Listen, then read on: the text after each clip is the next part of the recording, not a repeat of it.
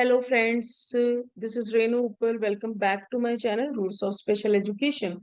Guys आज के session में हम लोग टीचिंग स्ट्रैटेजीज को स्टार्ट करने जा रहे हैं जो कि आपके करिकुलम एंड टीचिंग स्ट्रैटेजीज के पेपर का पार्ट है। इस पेपर के प्रीवियस सेशंस में हम लोग जो है करिकुलम प्रिंसिपल्स ऑफ करिकुलम और टीचिंग प्रिंसिपल्स के बारे में चर्चा कर चुके हैं। तो जो लोग इस चैनल पर नए हो वो लोग लिंक जो है डिस्क्रिप्शन बॉक्स में उनको मिलेगा, वो उसे वहां से चेक कर सकते हैं।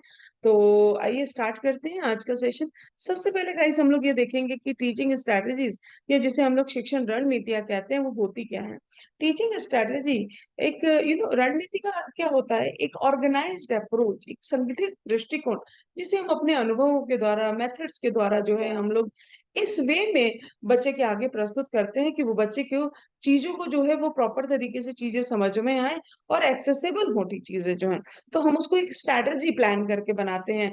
ठीक है, तो उसे हम और टीचिंग स्ट्रेटेजी क्या होगा? Teaching strategy therefore is an approach a teacher or a parent may adopt to give information, teach a skill or a concept to the child or adult।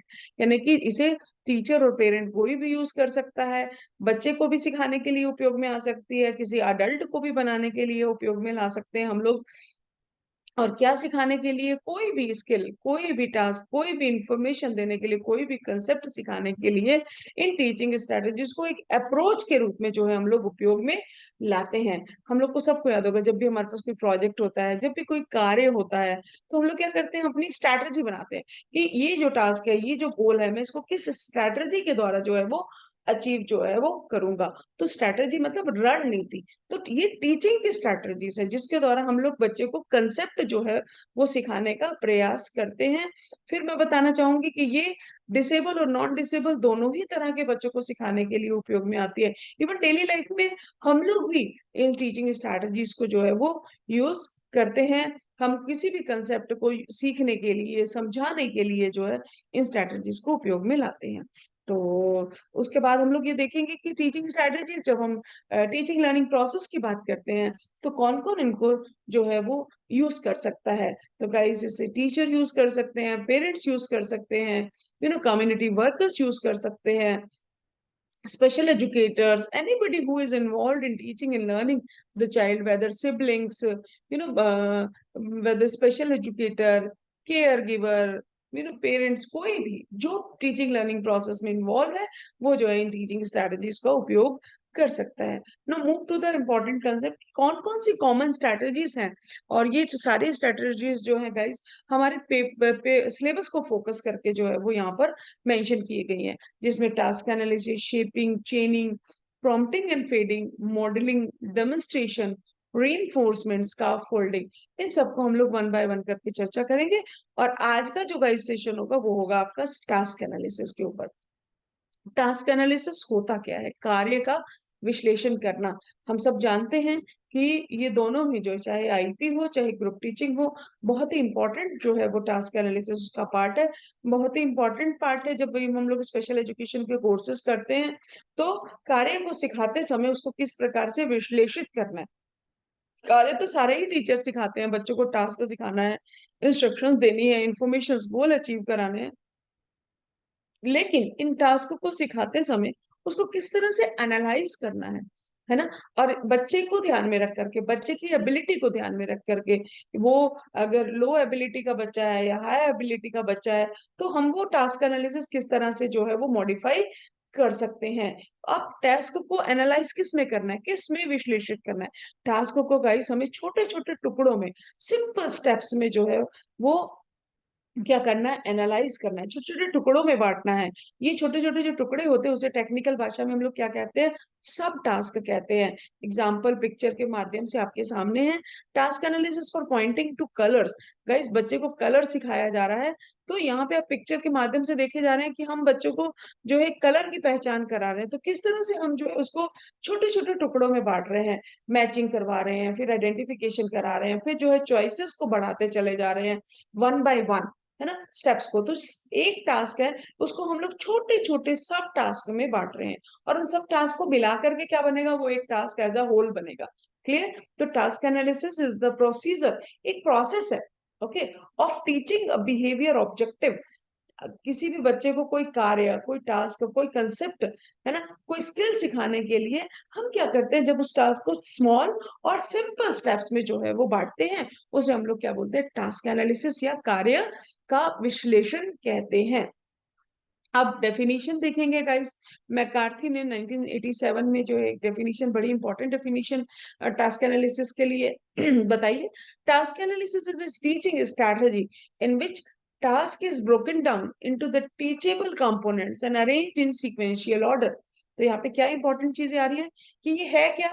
सबसे पहले कभी भी कोई डेफिनेशन को समझना होता है तो उसमें हमें की पॉइंट निकालने होते हैं।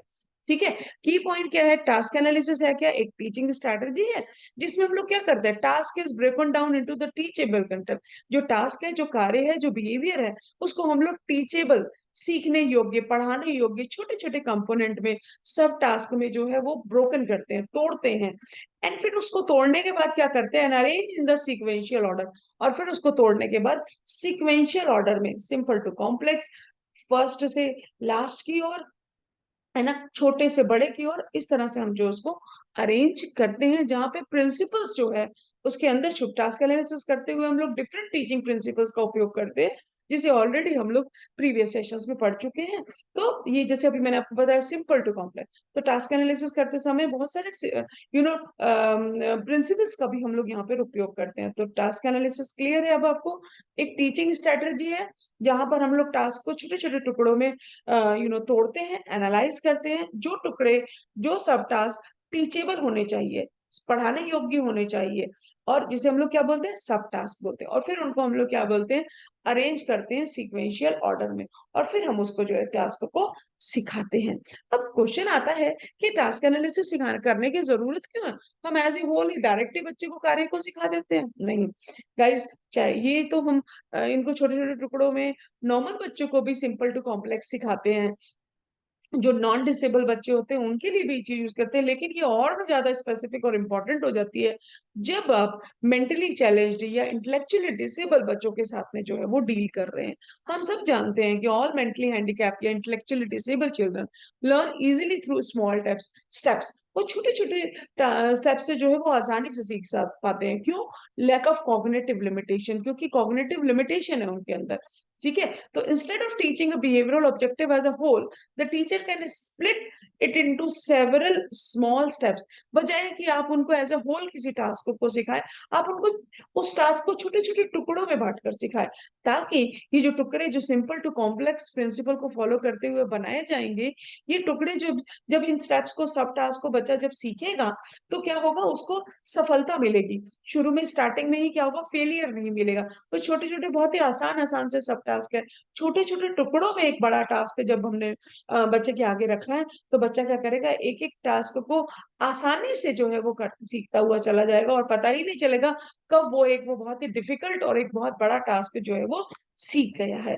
Each step can be then taught one at a time. हम एक टास्क को, एक सब टास्क को एक टाइम में सिखाएंगे, until the child reaches the specified ऐसे बोल। अब हम क्या करेंगे, जब हमने उसको अरेंज कर लिया है सीक्वेंशियल ऑर्डर में, तो हम एक टास्क को सिखाएंगे, जब उसमें अच्छा से सीख जाएगा तब हम दूसरे पे जाएंगे, फिर वो सीख जाएगा, फिर तीसरे पे, फिर चौथे पे, फिर पांचवे पे, और इस तरह से हम देखेंगे कि बच्चा जो है इन सब टास्क के माध्यम से पूरा एक टास्क जो देखने में बहुत डिफिकल्ट लग रहा था, बहुत बड़ा लग रहा था, बच्चा आसानी से सीख गया, स्पेशली इंटेलेक्चुअली डिसेबल बच्चा। तो ये बहुत ही इंपॉर्टेंट टीचिंग स्ट्रैटेजी है, जो हम लोग जाने अनजाने और आईपी ग्रुप टीचिंग में जो है, तो ये बहुत ही इंपॉर्टेंट, इसके बिना आप हार्ट एंड सोल कह सकते हैं, इसके बिना तो हमारा ना आईपी कंप्लीट हो सकता है, और ना ही जो है वो ग्रुप टीचिंग जो है वो कंप्लीट हो सकती है ना। Move to the task analysis. अब भाई क्वेश्चन आता है कि ये टास्क एनालिसिस किया कैसे जाए, कैसे हम लोग ये टास्क एनालिसिस कर सकते हैं, है ना। तो देखने में बहुत डिफिकल्ट लगता है भाई, चाय बनाना सिखाना है बच्चे को, जूते के फीते डालना सिखाना है, कंघी करना सिखाना है, तेल लगाना सिखाना है, and so many ADL, reading, writing, pre vocational skills. भाई इनका टास्क एनालिसिस करा कैसे जाए। तो देखने में बहुत ही बर्डन वाला काम लगता है, बहुत ही डिफिकल्ट टास्क लगता है एक टीचर को, एक ट्रेनर को, एक पेरेंट को। तो उसके लिए हम लोग कई चर्चा करेंगे कि कौन कौन सी मेथड्स हैं इस टास्क एनालिसिस को करने की, किस तरह से ये टीचर के लिए, पेरेंट के लिए आसान बन जाएगा टास्क को एनालाइज करना। ठीक है, तो जनरली हम लोग क्या करते हैं टास्क भाई अपने सीनियर से पूछ लेते हैं, कि स्पेशल एजुकेटर्स के पास चले जाते हैं, उनसे पूछते हैं जी मैम इसका टास्क एनालिसिस कैसा किया जाए। तो अब ये जो हम मेथड्स डिस्कस करेंगे गाइस, यदि लिटरली आप इनको फॉलो करेंगे टास्क एनालिसिस किसी भी टास्क को एनालाइज करने के लिए, तो आप देखेंगे कि आप जो है वो किसी भी टास्क को एनालाइज जो है वो खुद से आप जो है इंडिपेंडेंटली जो है वो कर पा रहे हैं, आपको किसी की मदद की यहाँ पर आवश्यकता नहीं है। तो ध्यान से इन मेथड्स को समझने का प्रयास कीजिएगा। ये टोटल 4 मेथड है गाइस जिनका हम लोग उपयोग करते हैं टास्क एनालिसिस करने में। Self monitoring, watch a master, backward चेनिंग and brain storming. ठीक है, इन मेथड्स को जो है हम लोग आगे डिटेल में चर्चा करने जा रहे हैं। सबसे पहले है वॉच अ मास्टर, कि मास्टर जो उस स्किल को करने में मास्टर है, जो परफेक्टली उस स्किल को कर सकता है, टीचर को क्या करना है, observe a competent person doing the task and note down the steps involve in performing the task. अब आपको टास्क एनालिसिस करना है चाय बनाने का, तो आप किसी पर्सन को जो मास्टर है, चाय बहुत बढ़िया बनाता है और हमारे सामने वो चाय बना सकता है, अब टीचर को क्या करना है, उसके कंपोनेंट बनाने में, सब टास्क बनाने में क्या करना है, वो व्यक्ति चाय बनाएगा और आपने जस्ट ऑब्जर्व करना है उस कॉम्पिटेंट पर्सन को, और जब वो उस कार्य को कर रहे हैं और आप बस स्टेप्स को नोट डाउन कर दे, पहले उन्होंने क्या किया, फिर क्या किया, फिर क्या किया, इस तरह से सिंपली टास्क एनालिसिस हो जाएगा। तो this is a method of watch a master. दूसरी मेथड है सेल्फ मॉनिटरिंग, है ना, भाई हमें किसी और को वॉच नहीं करना है, हम तो खुद से करेंगे।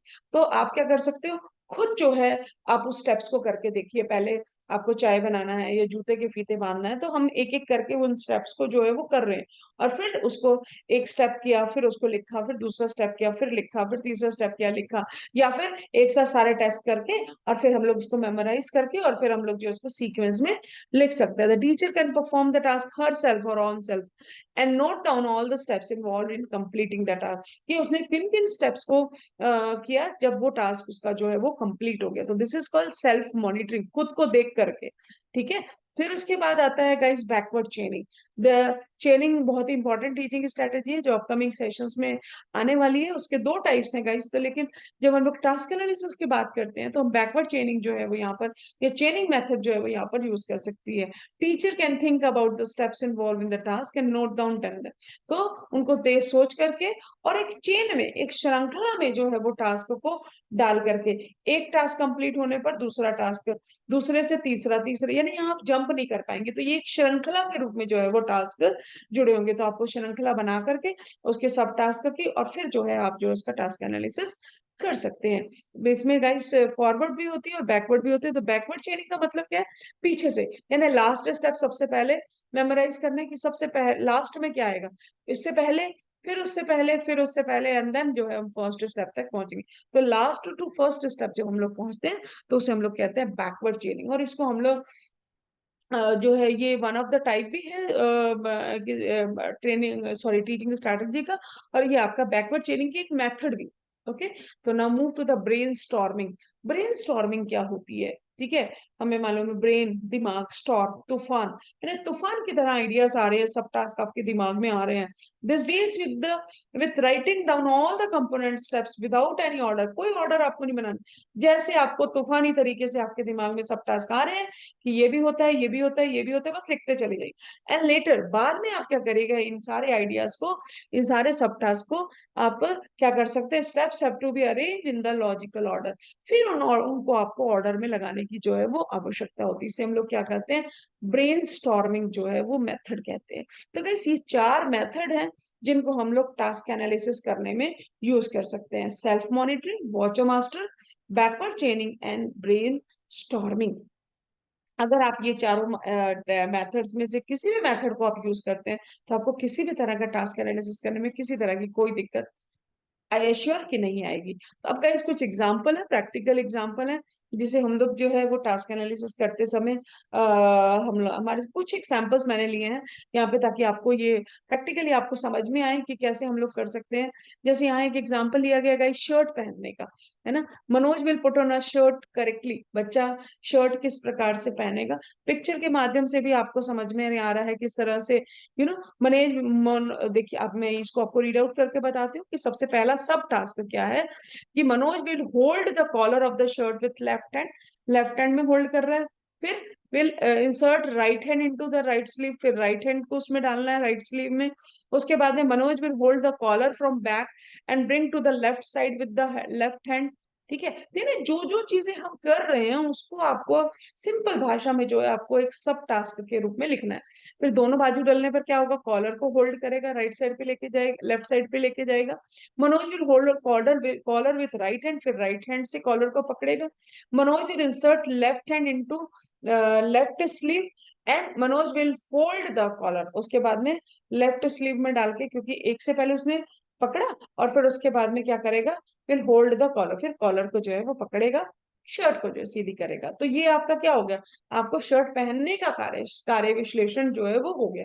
तो अब इसमें क्या होगा गाइस, कि अगर बच्चा जो है माइल्ड लेवल का है या सीवियर लेवल का है, ठीक है, तो लो एबिलिटी और हाई एबिलिटी उसके अकॉर्डिंग जो है वो टास्क जो है वो आपके कम और ज्यादा होंगे। उसको अपकमिंग जो है एग्जाम्पल में हम लोग देखेंगे, तो आई होप आपको क्लियर होगा। इसीलिए यहाँ पिक्चर डालने का प्रयास किया गया है कि पिक्चर से आपको और भी अच्छे से जो है चीजें जो है वो क्लियर हो जाएगा इस, ठीक है। तो next move to the next example, washing hands, हाथों को धोना। तो हाथों को धोने के लिए हम किस तरह से स्टेप्स ले सकते हैं गाइस, इसमें थोड़ा सा कोशिश अपनी तरफ से मैक्सिमम मैंने ट्राई किया है कि आपको लैंग्वेज वाइज भी आप लोगों को इजी रहे। हिंदी के भी एग्जाम्पल लिए हैं, कुछ इंग्लिश के भी एग्जाम्पल लिए हैं गाइस, ताकि दोनों ही तरह की भाषा का उपयोग, भाषा हमारे लिए कंसेप्ट को समझने में बैरियर कभी भी नहीं बननी चाहिए। तो आई होप कि आपको ये सेशन इंफॉर्मेटिव लगेंगी, आपके एग्जाम में, आपके प्रैक्टिकल में, आपके वाइवा में जो है ये आपको हेल्प करेंगे। वॉशिंग हैंड्स, हाथों को धोने के लिए, तो आपके सामने है आपका जो है वो सब टास्क जो है कि टर्न वाटर ऑन, पानी को ऑन करेंगे, फिर हाथों को गीला करेंगे, फिर हाथों को रब करेंगे सोप के साथ में, फिर हाथों को धोएंगे, फिर टर्न वाटर ऑफ, फिर पानी को बंद करेंगे और ड्राई हैंड्स करेंगे।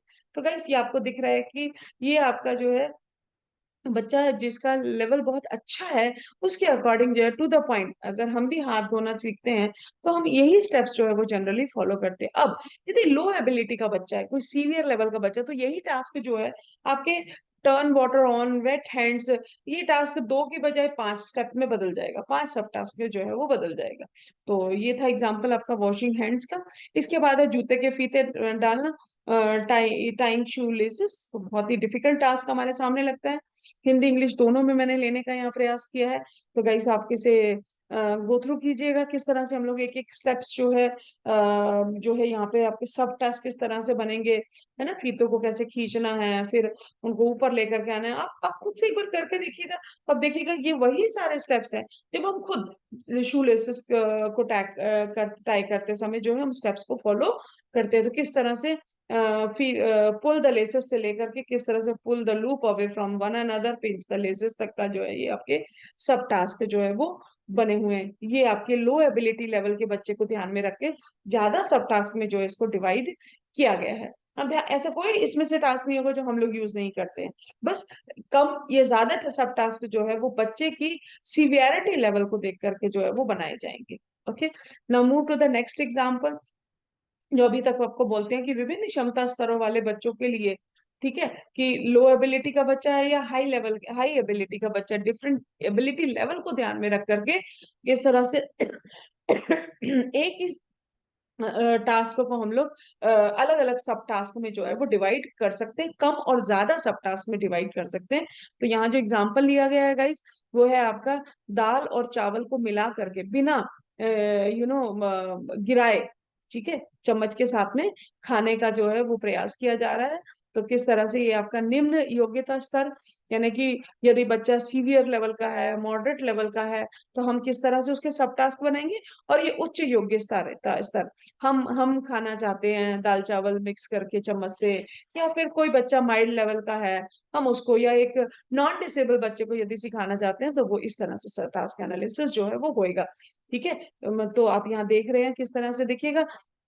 अब आप बोलोगे कि मैम इसमें डिफरेंस क्या है, ठीक है, तो आप देखिएगा यहाँ पे थर्ड फोर्थ फिफ्थ कटोरी से शुरू के स्टेप देखिए, भोजन करने के लिए स्थिति में बैठना, है ना, चौकड़ी मार के बच्चा बैठ रहा है, फिर सही स्थिति में चम्मच को पहले पकड़ेगा, तो ये कॉमन हो गया। अभी यहाँ पे क्या करना है, थर्ड स्टेप हायर लेवल पे देखिए कि चम्मच द्वारा कटोरी से थोड़ी दाल लेकर चावल पर डालना और मिलाना।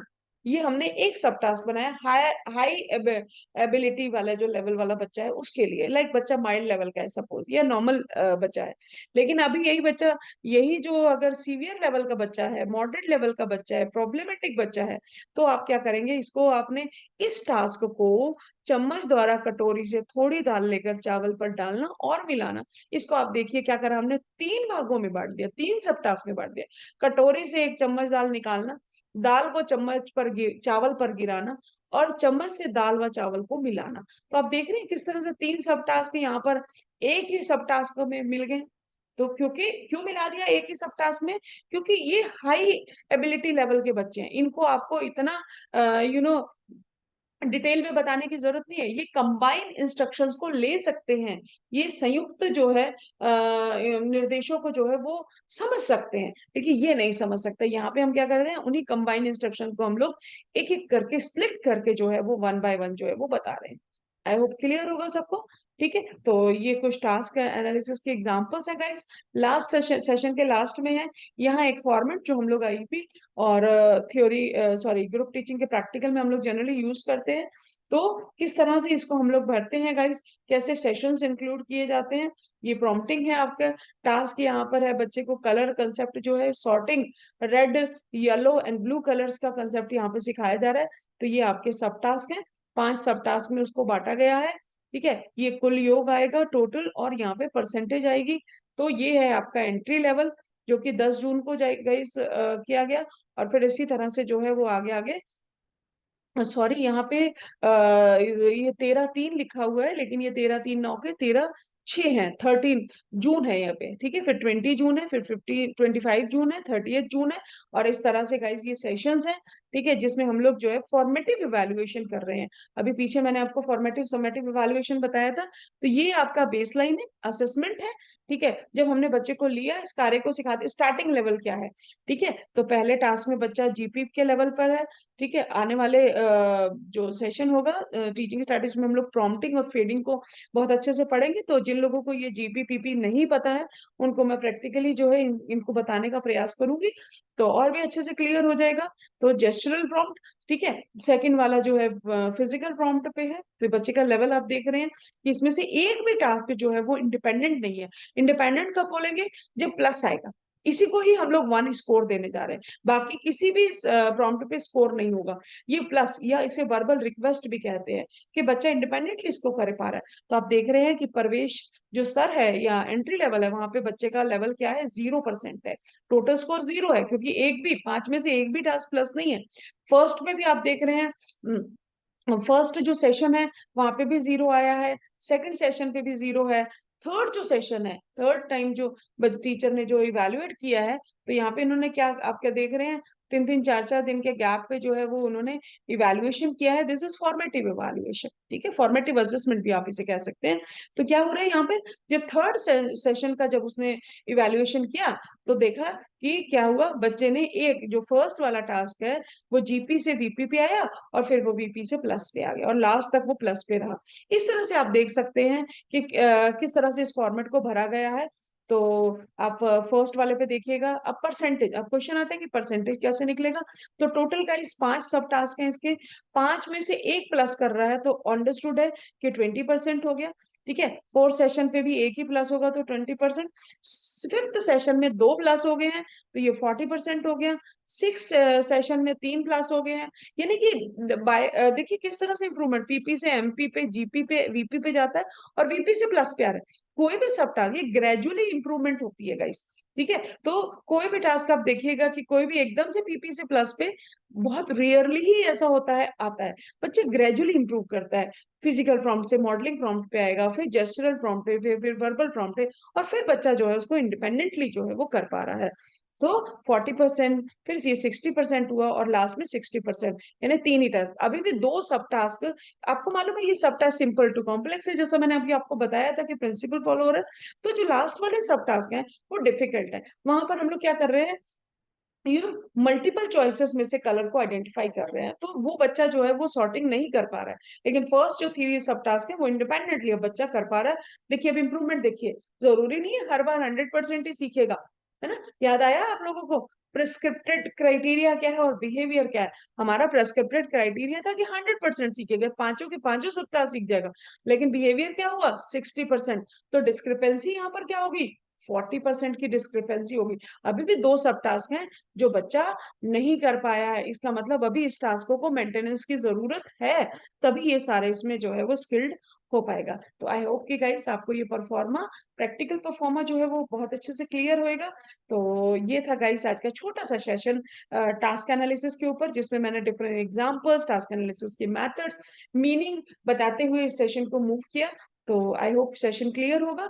अगर अभी भी आपको किसी भी तरह का कोई डाउट हो तो आप जो है इसका जो है लिंक आपका जो है कमेंट में जो है आप क्वेश्चन कर सकते हैं, आपको इसका श्योरली इसका आंसर मिलेगा आपको। और अपकमिंग सेशन गाइस जो है वो शेपिंग टीचिंग स्ट्रेटजीज के ऊपर होगा। तो stay tune with the channel guys. Thank you so much. और यदि आपको सेशन जो है इंफॉर्मेटिव लग रहे हैं तो प्लीज लाइक शेयर और सब्सक्राइब कीजिए, इट्स टोटली फ्री। और अपने फ्रेंड्स के साथ भी शेयर करिए गाइस। और कमेंट करने में बिल्कुल भी संकोच मत कीजिएगा, whether it is critical, critically आप कमेंट करना चाहते हो तो भी आप कीजिए। तो इससे हम फीडबैक भी मिलता है गाइस, और आगे इम्प्रूव करने में जो है हेल्पफुल होता है। हम पर्पस ही यही है कि आप लोगों की मदद हो सके, आपको जैसा चाहिए वो चीज आपको मिल पाए। ठीक है, और वो तभी हो पाएगा गाइस जब ये चीजें टू वे होंगी, है ना। टू वे होंगे तो ये सेशंस आपके लिए और भी ज्यादा फ्रूटफुल हो पाएंगे। Thank you so much guys, thanks for watching guys.